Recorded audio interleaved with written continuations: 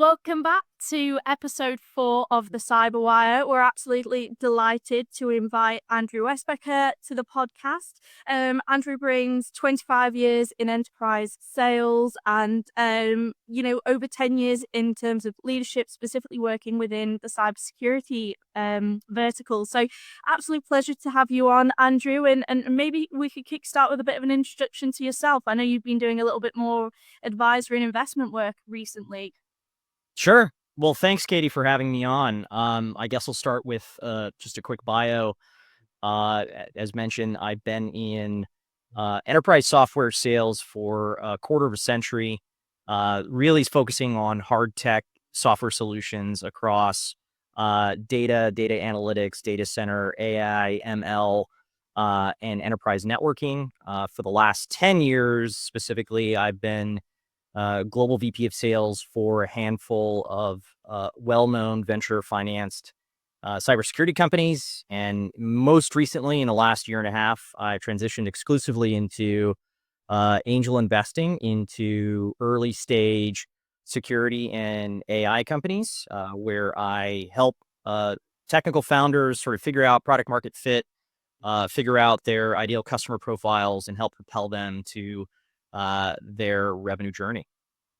Awesome. Well, thank you very much for the introduction. And like I mentioned, excited to have you on. And I think, you kind of briefly touched base there on the fact that you have a wealth of experience working within kind of specifically the VC and sales startups, should we say.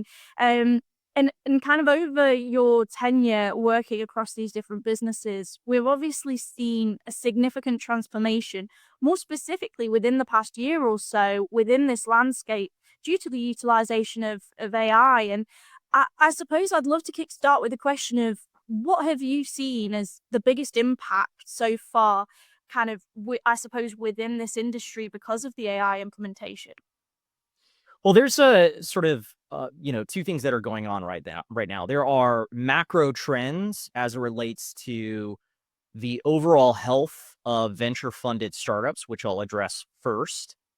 And then there are micro trends around how new startups and SaaS companies are building new innovative products utilizing AI and AI agents, and then how that translates into the other functions of those organizations like go-to-market, sales, customer success, operations, etc.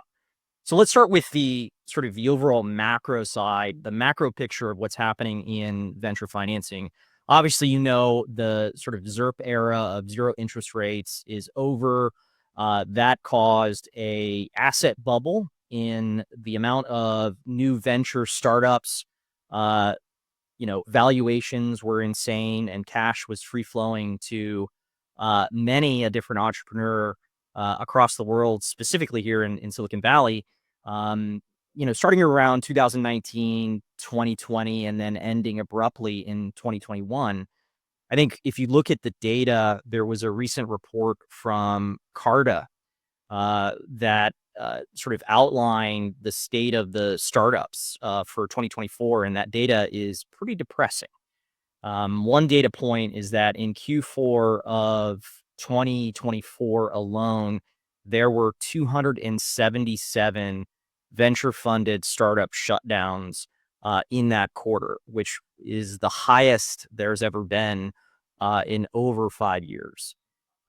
Additionally, the capital that was freely available to new entrepreneurs and startups has completely dried up.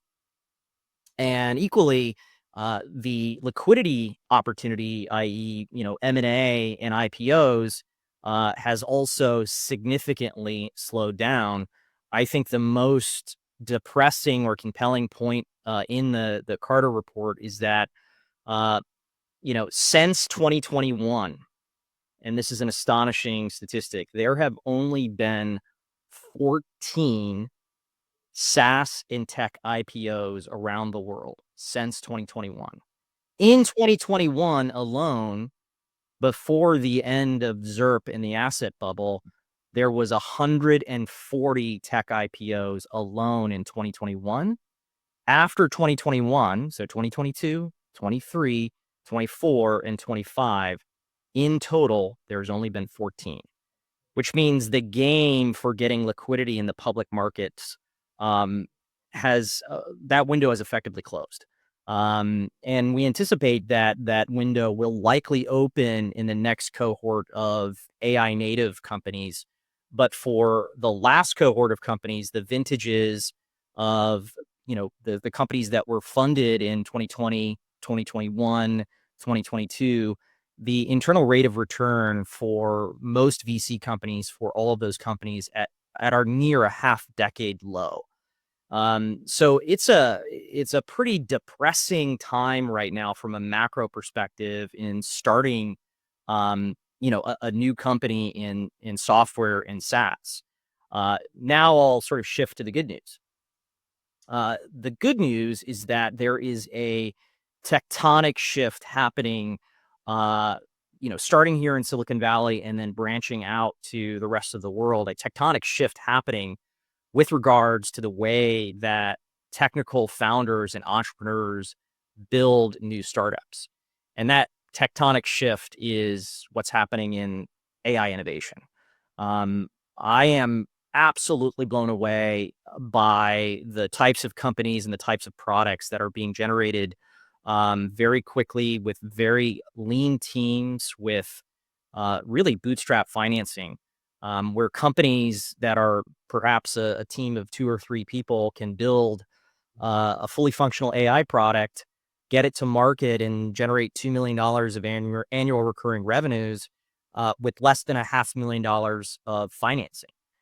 That is unprecedented.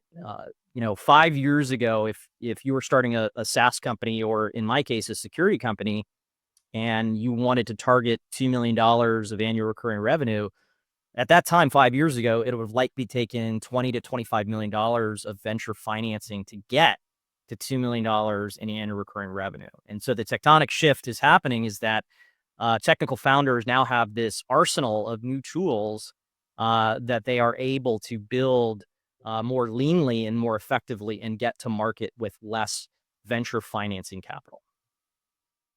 Which I suppose is, when you're looking at kind of the almost that negative shift that's happened with so few businesses being able to IPO, it definitely sounds like a more positive space to kind of be bringing to the market. Now, you kind of covered it there, but like securing financing and funding rounds historically was a huge factor that basically helps determine the success of a startup. Can we get this cash in the bank? Because ultimately we can't develop our product, we can't grow our team without having this funding.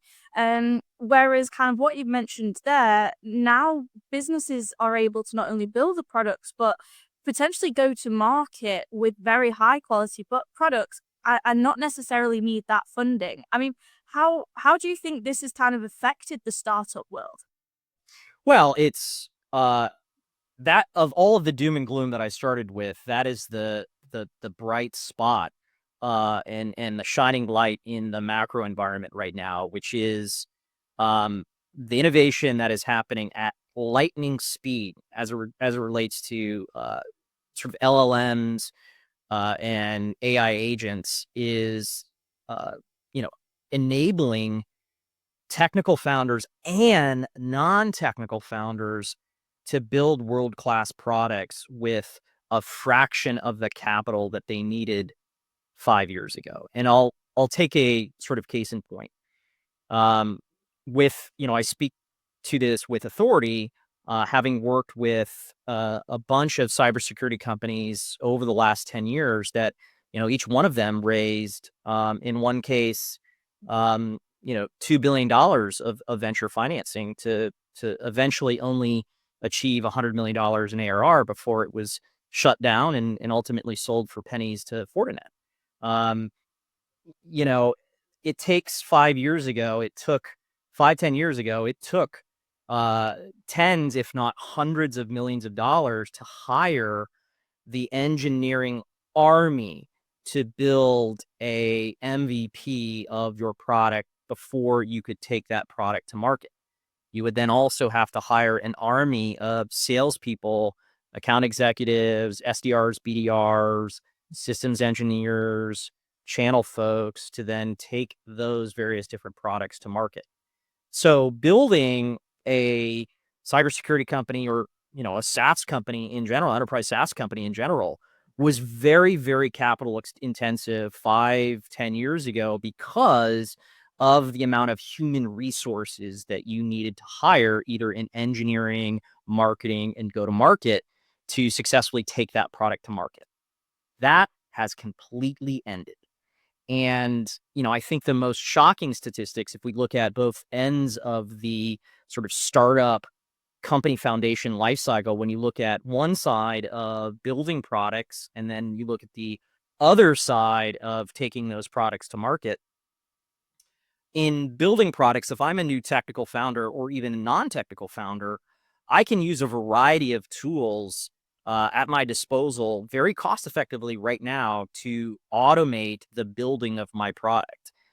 Today, there are two very notable application development frameworks called Lovable.dev or Bolt.dev, which I've used personally, which are uh, absolutely magical, which is they're all prompt-based engineering, which is if I wanted to build a web application that was a SaaS analytics application, I could build that myself as a non-technical person, a non-coder, completely in plain English prompts to the AI system, then that builds that and codes that system for you. Those two products are absolutely magical products that are taking off in terms of growth. Within the context of the software development lifecycle, there are a variety of fast-growing, new, powerful tools from companies like Codium, Cursor, and Augment Code, as an example, which what they do is you prompt these tools in plain English, uh, and they will write and build the code for you that you can then commit to, an application build. In 2025, it is estimated that upwards of 30% of all new software code on the planet will be written by AI. Equally, 70% of all new code today that is being written is using some semblance of an AI copilot or an AI assistant. What this all means is, for a technical founder, they have the ability to build products and take them to market without hiring the army of engineering humans to do this, because they've put that manual labor, that coding labor, into the hands of AI systems and AI agents to do this. This represents an unprecedented opportunity for founders today. And I will say, there will be a crop of a lot of new non-technical founders that are able to build applications and products without having to code, because of how easy to use these various different products are. Now, when you look at the other side of the spectrum, when you look at so after you've used these AI products to, build your back end, build your front end, and get an MVP product available to take to market, how do you actually enable sales distribution in this new world? The state of the art for AI agent technology for sales and marketing has advanced very quickly over the last 6 months, and 2025 will be sort of the banner year for innovation happening in AI for sales and marketing. Um, Previously, 5 to 10 years ago, when I was taking a a venture funded cybersecurity company to market, I would have to hire, tens of account executives, which are, very expensive enterprise sellers that you hire in the football cities around the world. I'd have to hire a team of BDRs and SDRs to do all of the outbound pipeline generation. I would have to hire a team of systems engineers to assist the AEs and the BDRs with technical pre-sales, and then hire teams of customer success and customer support people to then support the ultimate success and implementation of customer deployments. In 2025, we're gonna cross a threshold where a lot of those functions can now be automated in AI agents across, for example, starting with uh, SDRs and BDRs, You can now today build a BDR team completely without humans. And this is not hyperbole. Um, there is voice agent technology that is nearly indistinguishable from speaking to a human. There are email automation agents that are nearly indistinguishable from, uh, you know, corresponding over email with a human. These AI agents automate that for you. Uh, Texting and SMS has now automated through AI.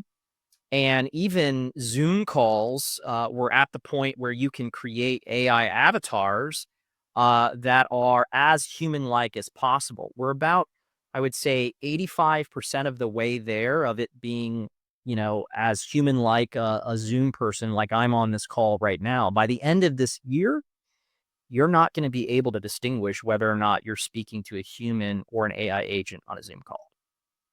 And so what that means is, and this is not hyperbole. This is what's happening in the state of the art, all branching from the innovation that's happening at OpenAI, Anthropic, Meta, and Google of these underlying LLM providers.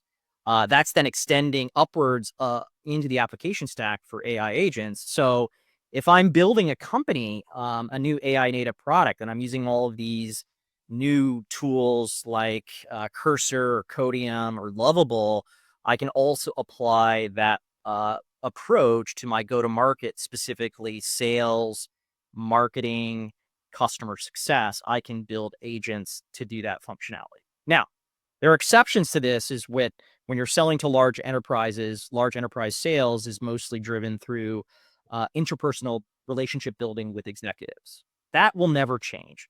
You're still going to need to hire sales reps that get on airplanes, fly to Chicago, and meet with the CISO of a large airline company.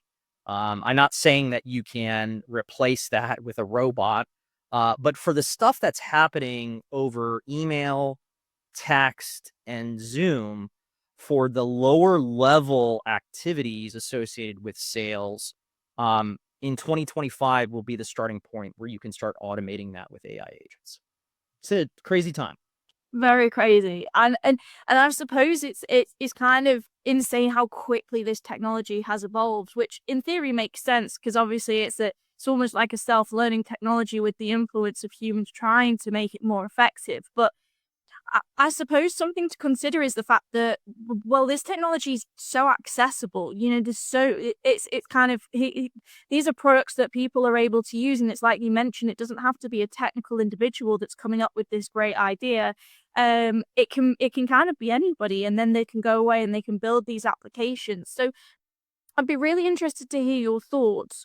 What do you think is now going to define how companies can be successful? Because historically, it's typically been, the strategy element and the quality of the product, of course, but it's often been reliant on, am I in the right place at the right time? Do I have the right people backing me? Whereas now you don't necessarily need all of that funding to kind of make sure that you can launch this product. So yeah, I suppose kind of, how do you think it's going to evolve to define who's going to be the successful businesses here? Well, I think it really amplifies how important it is for the quality of the product. In my career over 25 years, I've worked for a handful of companies, and in terms of product quality, I've seen the great, I've seen the average, and I've seen the bad.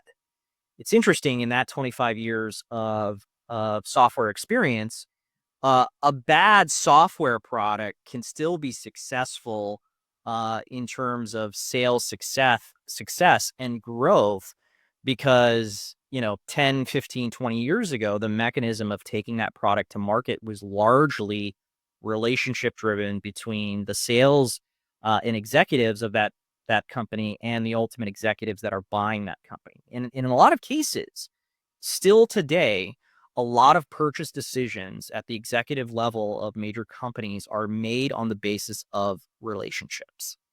That's changing. And what's happening is that in order to be successful today, you need to, quote unquote, split the atom with regards to building a magically fantastic, high quality product that also serves a customer and a market demand that is organic, which is to say, if you're going out and building an AI product that serves, a small ideal customer profile segment that has, let's say, tepid or average demand, you're still going to struggle, no matter how magical and great that product is. The most successful breakout businesses in this new era of AI native startups are going to have to blend the did I split the atom and build the absolute best product in the world for this given use case and marry that with the market fit, which is to say, is there a large enough market? Is there organic demand where you can get organic pull into the consumption of that product? If you have to explain the need for your product over a half-hour sales call, it's not going to work. It has to be organic. Yeah. Yeah, understandably so. And I think it's still, that's always been a case of the sense that, that the saying, if it's not broken, don't fix it kind of thing. I suppose you always want to be bringing something to market that's going to be in demand, but even more so now that I suppose that competition can quite easily become even more competitive. And we've looked at a lot of the benefits and all the positives that are going to come from this AI implementation, but you kind of briefly touched base on it, but what do you think some of the repercussions may be of companies adopting AI products? Because you already kind of said, the fact that arguably it is going to take jobs away from certain people that, are they going to need to be redistributed to other kind of areas? But yeah, it'd be really interesting to reflect kind of, yeah, what are some of the negative sides? I don't have good news here. I have rather depressing news, which is if I am a junior or senior computer science major at a reputable university today, and I'm anticipating, um, getting a well-paying job at a Silicon Valley tech company or the like. Unfortunately, in 2025, 2026, and the out years, those jobs are going to go away. And the reason for that is all of the low-level code development and programming, as I mentioned, is going to be pushed into these AI agents, coding platforms, whether it's Cursor, Codium, Augment Code, etc. And that thereby sort of translates into companies hiring less, entry-level engineers, entry-level coders, and programmers that don't specialize in prompt engineering and AI architecture. So, for example, if I am a university student, coming out of a reputable university, and I'm, really good at for example, JavaScript, or I'm really good at designing user interfaces for applications, I'm effectively unemployable now. However, if I'm a student that I specialize in Python language, in linear algebra, I understand AI prompt engineering, and I understand AI sort of architectures and integrations, you're going to be employable.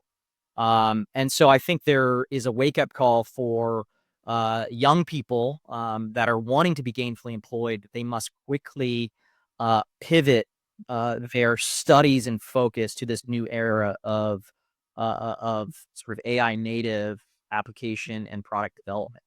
Similarly, and this is equally depressing news, for the rank and file of entry-level sales men and women that are coming out of university or looking to get their first job in enterprise or SaaS sales, over the next few years, those jobs are going to go away. And that's all of, accounted for the reason that we can now automate the entry level work for both the product builders, the coders, and the go-to-market people through AI agent automation. Which is not to say that, again, you're not going to have in product development very senior level product architects, very senior experienced distributed systems engineers for your AI ML products. You're still going to have those individuals are still going to be in demand. Equally on the go to market side, the very senior and experienced demand gen marketers, the very senior and experienced SCs, the very senior and experienced, regional account executives that have deep relationships with executives are still going to have a job. I think the depressing news is it's for that entry level across product builders and product marketers and sales. Those jobs are unfortunately going away. I suppose this is the thing. There was always that fear, wasn't there, when people were talking about AI adoption, the fact that, is it going to take away jobs? And I think kind of one of the key things that you're saying there as well is it's definitely going to take away some jobs, but the skill set that people need to be bringing to the table is what also needs to evolve. There's going to be jobs in other aspects, but I suppose it's the security landscape is always shifting, but so is the skill set landscape that's needed within these businesses. And to close off with, then, what would you say, in terms of either predictions or advice that you would offer to companies in this rapidly evolving climate that are already established? They're going up against these startups that, they're building these products, these applications, and these teams with all this brand new technology, whereas these guys have these foundations maybe on, kind of some of the more old ways of working, should we say, which seems ridiculous to say, but it's kind of what it's becoming. So let's say it's a great question. So I have a very simple response. Let's say I'm a, well-funded company that I've got, $100 to $150 million of ARR. My growth is now slowed as a result of the sort of macro issues and some of the sort of competition that's happening in AI. I would use my available cash to very quickly buy new startups, M&A new startups, and bid up the acquisition price of those startups to then fold that product into your sort of legacy product that you've gone to market, such that you can be, still be viable in this sort of new era. The alternative is that you upskill and reskill your engineers and your go-to-market folks to, build a new AI agent or AI automation piece of your product. But if the bad news is if you're continuing along and not having some AI or agentic side to your product, the end is near. And I think, as just evidenced by the fact that there was 277 startup shutdowns in Q4 of 2024 alone, we're going to see that continue. And the wake-up call is for CEOs and executives teams to really take this seriously. If you're not buying or internally innovating AI into your business today, you're going to be out of business. Yeah, it's very much that you've got to stay with the modern times, for sure. Well, Andrew, I thank you so much for your time. I think some incredible insights there into a very relevant topic, and so many businesses right now that I think are struggling with the fastly changing landscape, and you've offered some really great advice there. So thank you very much for joining us on the CyberWire. It's been a pleasure speaking with you. Thanks, Katie. Appreciate the time. Thanks for having me.